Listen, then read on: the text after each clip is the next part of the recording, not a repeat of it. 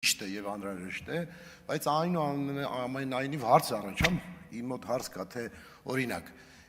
արդյոք ճիշտ ենք անում, որ դա առանձնացնում ենք, որ կոնկրետ բուժաշխատողների հետ կապված, որովհետեւ օրինակ արդյոք դա նշանակում է, որ կարելի է ասենք պարզ քաղաքացիների նկատմամբ, պատշաճի նկատմամբ, տնտեսագետի, դասախոսի նկատմամբ, մանկավարժի նկատմամբ կարելի է նոր սանկցիաներ ավելացնել, որովհետեւ մենք նայել ենք բռնությունը, որ ամեն դեպքում բոլոր հնարավոր ձևերով դատապարտելի է եւ քրեական օրենսգրքում տեղ ունի դա։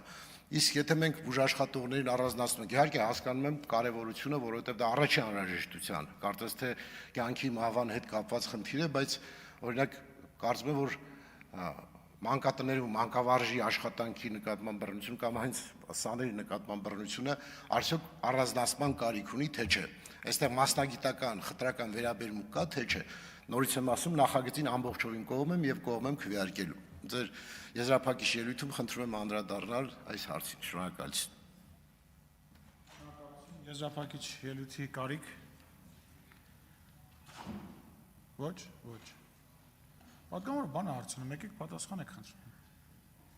Այս այն դեպքն է, որ ես եմ պահանջում եզրափակիչ ելույթ, համեցեք։